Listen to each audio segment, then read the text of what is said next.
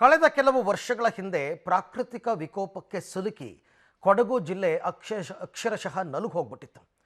ಅವತ್ತು ರಾಜ್ಯದ ಜನರು ಸೇರಿದಂತೆ ಪಕ್ಕದ ಕೇರಳ ರಾಜ್ಯದಿಂದಲೂ ಕೂಡ ಜಿಲ್ಲೆಯ ಜನರಿಗೆ ನೆರವಿನ ಮಹಾಪೂರ್ವೇ ಹರಿದು ಬಂದಿತ್ತು.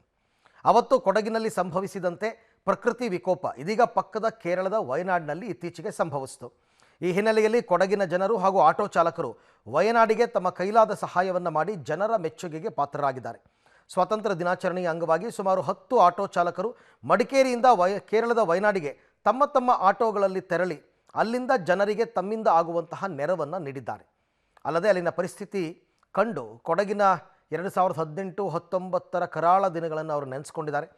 ಇನ್ನು ಈ ಆಟೋ ಚಾಲಕರು ವಯನಾಡಿಗೆ ತೆರಳುವುದನ್ನು ಆಲಿಸಿದ ಮಡಿಕೇರಿಯ ಹಲವಾರು ಅಂಗಡಿ ಮಾಲೀಕರು ತಮ್ಮಿಂದಾಗುವ ಆಹಾರ ಪದಾರ್ಥಗಳನ್ನು ನೀಡಿ ಆಟೋ ಚಾಲಕರಿಗೆ ಸಹಕಾರ ಕೊಟ್ಟಿದ್ದಾರೆ. ಫ್ರೆಂಡ್ಸ್ಗಳು ನಾವು ಮಡಿಕೇರಿಯಲ್ಲಿ ನಮ್ಮ ನೆರೆ ಪರಿವಾರಕ್ಕೆ ಇಲ್ಲಿ ವಯನಾಡಿಗೆ ನಾವು ಆಟೋ ಮೂಲಕ ನಾವು ಟೋಟಲ್ 10 ಆಟೋ ಇಲ್ಲಿಂದ ಹೋಗಿದ್ದೀವಿ. ಇದರಲ್ಲಿ ನಮ್ಮ ಗ್ರೂಪಿಂದ ನಮ್ಮ ಒಂದೊಂದು ದಿವಸದ ದುಡಿಮೆ ಇದರಲ್ಲಿ ನಮ್ಮ ಗ್ರೂಪಿಂದ ಹಾಕ್ಕೊಂಡು ಹೋಗಿದ್ದೀವಿ. ಹಾಗೂ ನಮ್ಮ ಮಾರ್ಕೆಟಿಂದ ಟೋಲ್ಗೇಟ್ವರೆಗೆ ನಾವು ಜನರ ಹತ್ರ ಕಲೆಕ್ಷನ್ ಮಾಡಿದ್ದೀವಿ.